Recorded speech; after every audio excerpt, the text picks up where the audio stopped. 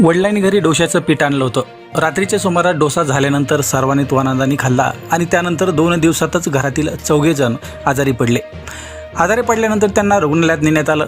रुग्णालयात 4 जण दाखल झालेले असताना यामध्ये 2 चिमुरड्यांचा मृत्यू झाला. तर त्या मुलीच्या आई आणि वडील हे जिवंत होते.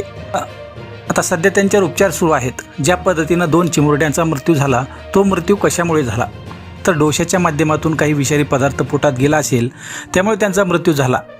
त्यांची प्रतिकारशक्ती कमी असते, त्यामुळे असा प्रसंग घडला असावा. पण जेव्हा त्या मुलीचे आई आणि बाबाकडे चौकशी केली जाते तेव्हा एक मुलगी ही फक्त आईचं दूध पिते असं त्यांना कळतं.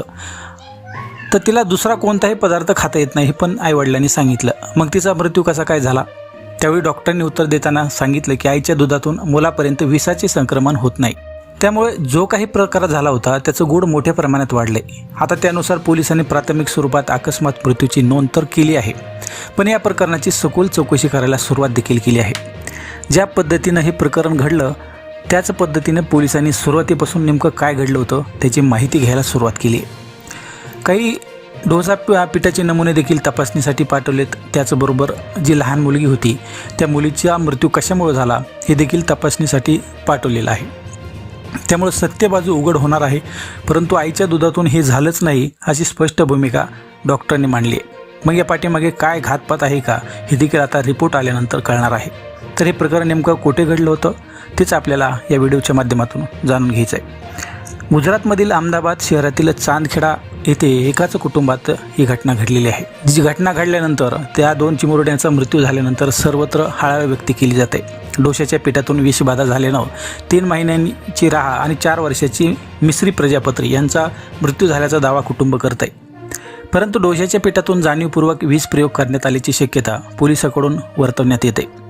यासाठी पीठ घेतलेल्या डेअरीतून रहा आणि मिश्रीचे बाबा विमल प्रजापत्री अन्य कुठे गेले होते का याची पडताळणी करण्यासाठी CCTV फुटेज देखील तपासली जात आहेत. विशेष म्हणजे ज्या माता स्तंद आहेत त्या विषबाधा झाली तरी दुधावाटे ते लेकरापर्यंत पोहोचत नाही हे डॉक्टरने देखील सांगितलेलं आहे. त्यामुळे आता हे गूढ नेमकं वाढत चाललंय पुढं. अन्न आणि औषध प्रशासनाच्या पथकाने प्रजापती कुटुंबाच्या घराची झडती घेतली. त्यावेळी त्यांनी काही कपडे, डोशाचे पीठ, ठेवलेलं भांडं आणि लहान मुलींची औषधं आणि इतर वस्तू देखील ताब्यात घेतलेत. तर रुग्णालयात दाखल करण्यात आलेल्या पालकांचेही जबाब नोंदवण्यात आले आहेत.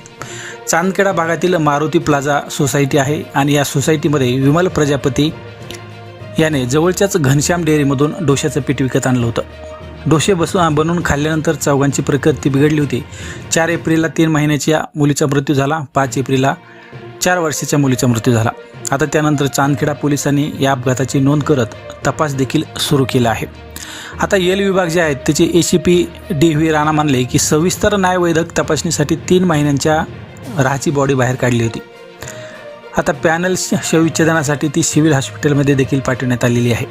डेअरी मालकाने तर आपली कोणतीही चूक नसल्याचं या अगोदरच सांगितलं होतं. मग पिठाचा तो साठा आहे, अन्य ग्राहकांना देखील तो विकण्यात आला होता आणि त्याला तशा प्रकारची कोणतीही तक्रार नंतर कोणाची आली नाही. आता डोशाच्या पिठाचा दर्जा तपासण्यासाठी न्यायवैद्यक पथकाने देखील घनश्याम डेअरीतून नमुने घेतले आहेत. आता पोलीस ज्या पद्धतीने तपास त्यांनी सुरू केला आहे त्याच्यामध्ये डोसा पिठाच्या दुकानातून खरेदी झाल्यानंतर त्या 2 मुलींचा बाबा विमल प्रजापती किती वाजता घरी पोहोचला ते तपासण्यासाठी पोलीस आता CCTV फुटेज देखील पाहत आहेत. कारण डोशाच्या पिठात समस्या असती तर अन्य ग्राहकापैकी किमान एकोणाला तरी त्याची विषबाधा झाली असती. याचा अर्थ खरेदी केल्यानंतरच त्या पिठासोबत काहीतरी छेडछाड झाली असावी असा देखील पोलीस अंदाज व्यक्त करतात. महत्त्वाची गोष्ट म्हणजे जर आईला विषबाधा झाली तर ती बाळाला स्तनपान करत असेल तर त्याचा बाळावर कुठलाही परिणाम होत नाही. दुधावाटे विषबाधेचा संसर्ग बाळापर्यंत पोहोचत नाही. रहा ही केवळ आईचं दूध पित होती. ती 3 महिन्याची होती आणि ते घट्ट पदार्थ खाऊ शकत नव्हती.